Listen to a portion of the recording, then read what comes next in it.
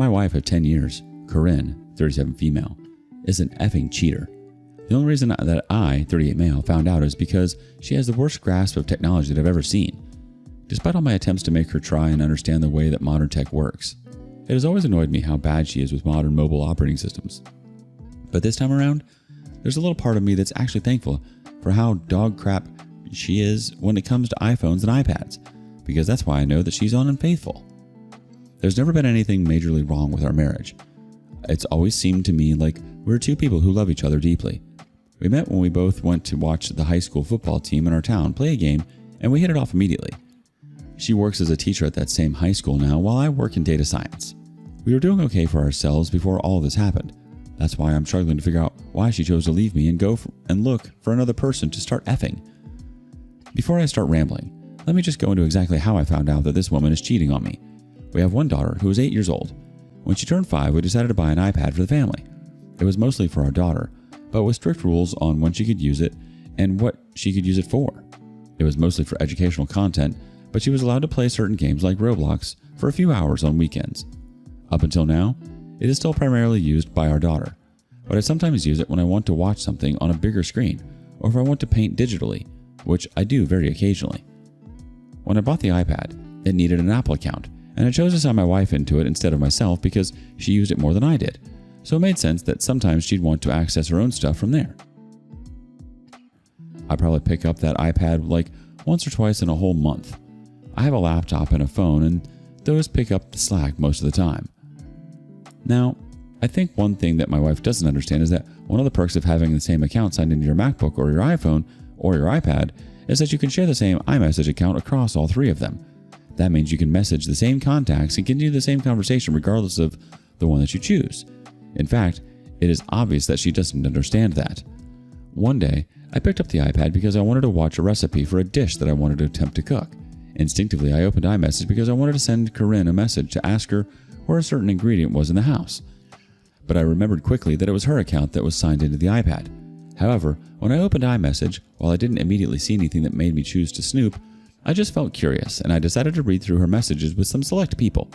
Yes, I was being nosy, but very clearly, that was something I should have been a long time ago, because had I been, I might have known what was going on with my wife months ago.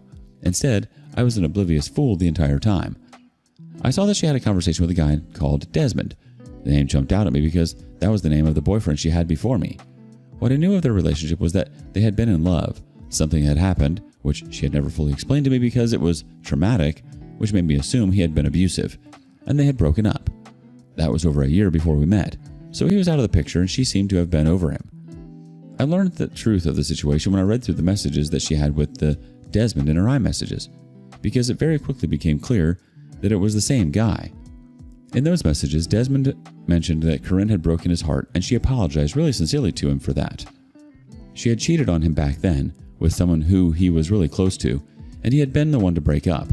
She never told me that, and if she had told me that she had cheated, I don't think I ever would have gotten this far with her. She was the one who had reached out to him in present day, supposedly to apologize properly for her actions. He accepted it, saying that he had moved on. Then from there, she kept in touch with him and she started to flirt with him. It was very subtle at first, like talking about how nice he looked in a certain outfit, to how she missed his lips. She was being very thirsty, and to say that I was pissed off would be an understatement. I was reading it from the start to present, so it was flowing very naturally, but it was also very hard for me to read because I was scared of where things were going to go. He never stopped any of her attempts at flirting.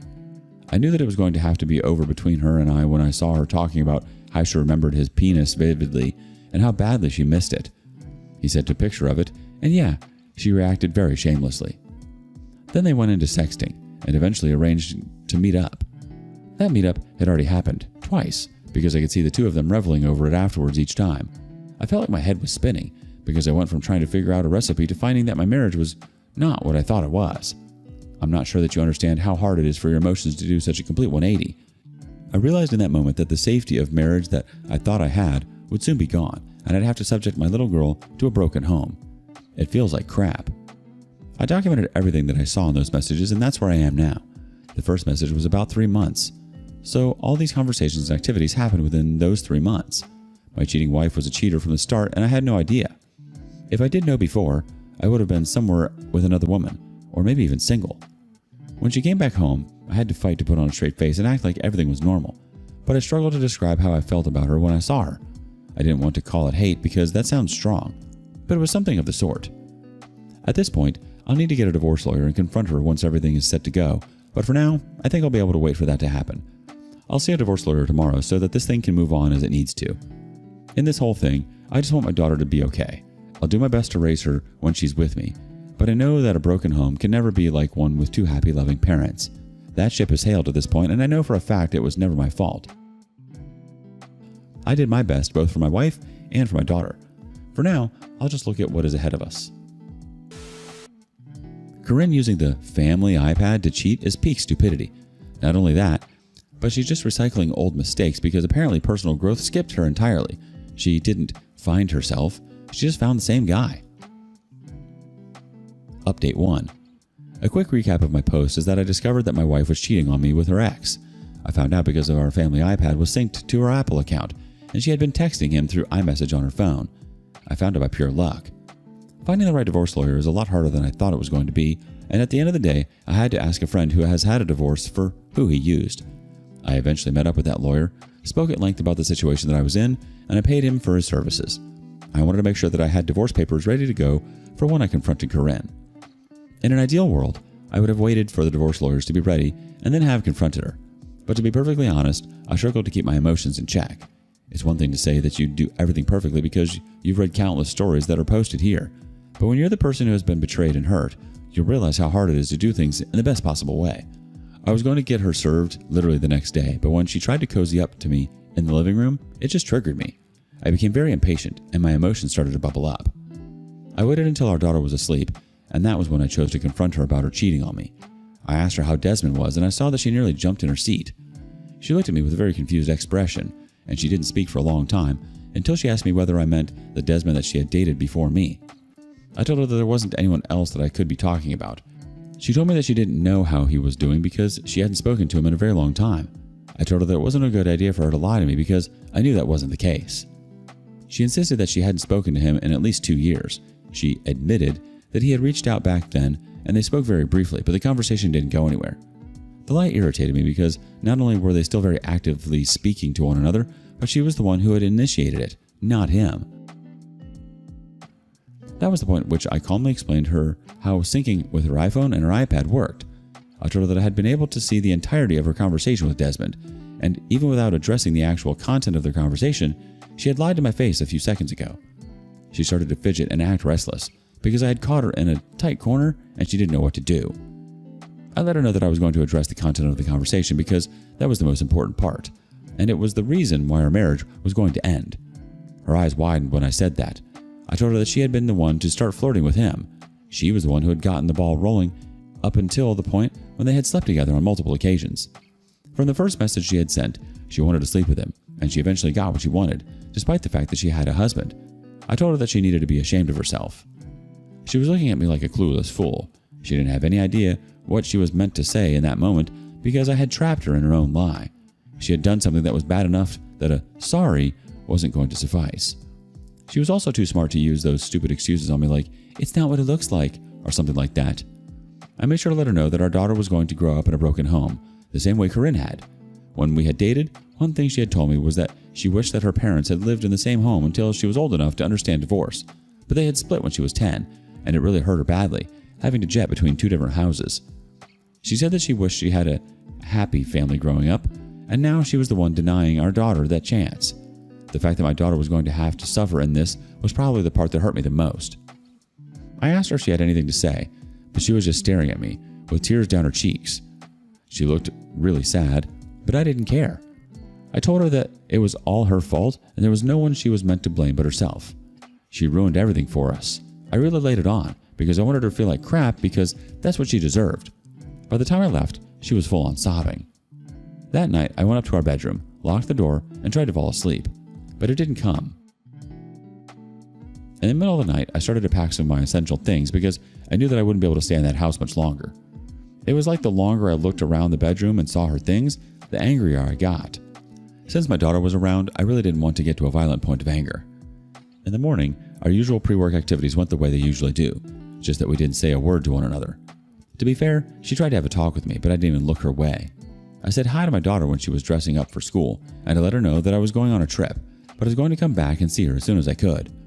When Corinne went to take our daughter to school, she went to work after that. I took all the things that I had packed to work with me. When work was over, I found a decent and affordable accommodation to rest my head in. Corinne got served at work. She called me once and then sent a message letting me know that she had been served. She didn't say anything besides that. However, when she got home and didn't find me, that was when she started to call me a lot more. I didn't answer a single one of the calls. And before you start commenting, don't think I didn't feel some kind of way leaving my daughter at home. But if I'm going to get divorced from Corinne, I'm going to essentially be abandoning her anyway, on an almost weekly basis. What am I meant to do about it? I don't want the situation, and the only way to really avoid it is for me to either not divorce her or continue to live with a woman who I'm starting to hate, and neither of those is a real solution for this scenario. Back to what I was saying. She called me about every 10 minutes for 3 hours, but I didn't answer the phone. I really didn't want anything to do with a woman who felt so comfortable throwing herself at her ex and cheating on me.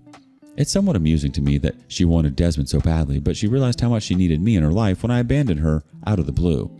If only I had been enough for her from the very start, I wouldn't have had to put her through so much discomfort. It has been 5 days since I left the house, and some of the messages that she has sent me show how distraught she is getting over the situation. I even started working remotely for this period so that she won't be able to show up at my workplace to ambush me. I don't mind it though. I think some emotional turmoil is exactly what she needs to really understand the situation at hand. She's apologized for what she's done countless times already, begging me to just send a message to let her know that I'm okay and that I haven't done anything to myself. I wish she understood that she's not worth me hurting myself. I know I won't be able to keep this going for long since I really want to see my daughter, but for now, I'll let her bask in the consequences of her actions. Update 2. I'm now very happily divorced from my ex-wife, Corinne. I want to thank everyone for all the comments and support that they provided under my last post. I really mean it when I say that it helped me out immensely. I ghosted Corinne for a total of 2 weeks, and the only reason I finally showed up again was because I couldn't bear to leave my daughter for any longer than that. I just showed up at the door randomly one evening, and as much as Corinne wanted to speak to me and ask me where I'd been, I just walked in and went to see my daughter straight away. Corinne wanted to speak to me badly, but I could see that the attention I wasn't giving her was hurting her. I saw her tearing up while I played with my daughter, and once she went to bed, she tried to start a conversation, but I told her that wasn't what I came here for. She told me that she was lost without me, and she was so stressed out when I wasn't there. She realized that she had made a mistake messing around with Desmond instead of focusing on me, who had loved her for who she was. It was at that point that I brought up that I knew she had cheated on Desmond, and that was why they had broken up. I told her that, with that in mind, there was no way I was going to have anything to do with her ever again, since she had cheated on him and then cheated on me. It was clearly a lifestyle that she enjoyed, and I wanted no part of it. That hurt her a lot, but I made it clear to her that it was just the truth. We eventually got into the process of the actual divorce, and we couldn't agree on things, so we had to go in front of a judge. I had the evidence of her cheating, and I liked that my lawyer pointed out the fact that there had been a dick pic in her conversations with Desmond. Our daughter could have accessed that image because of Corinne's infidelity, and that was a big concern. I don't know how much her cheating swayed things, probably not much, but at the end of the day, she got to keep the house, likely because the mother gets favored in these kinds of things, and she gets child support from me. However, I won't be paying alimony, and I just want to hope that that's a result of the fact that she's a cheating witch. I earn a bit more than her, so I'm going to tell myself that that's the reason for it. Once the divorce was over and we had custody set up, 50-50, no surprise, I went straight into ghosting her again. If it wasn't my week or I didn't have to talk to my daughter for any reason, I had nothing to do with Corinne. It's clear that she still felt attached to me, so she tried to keep our small talk going, because as she said, I was still her best friend. That only made me commit to ghosting her even more. At a point, she told me that she was distraught without me. She said that she had made a mistake and paid the consequences with the divorce, but she wished that I would still be there for her, at least when it came to the conversations we had been used to having with each other for the last 10 years. I told her she lost that right to those conversations when she decided to sleep with Desmond. She could talk with him instead of me, since he meant so much more to her. Being divorced after so long is a very strange change of pace, but I'm just going to hope that I'll be able to get used to it. Thank you to everyone for following me on this whole infidelity journey. I appreciate you all, and hopefully, I have no reason to ever post anything here ever again. Watching her try to lie her way out while you were sitting there with the entire chat history synced across devices is actually ridiculousness. She wanted the thrill of Desmond, but the safety of you. But don't they all? Newsflash, Corinne, you can't cheat and still expect emotional support from the person you destroyed. She spent years, taking you for granted, and then the moment you disappear, she's begging for scraps of attention. Too little, too late. The part about her calling you her best friend? No, ma'am. Best friends don't send nudes to their exes. Share your ghosted stories with us in the comments below. And thank you for joining us today on Our Space. Be sure to like and subscribe and hit that notification bell so you don't miss out on our next video. Until next time.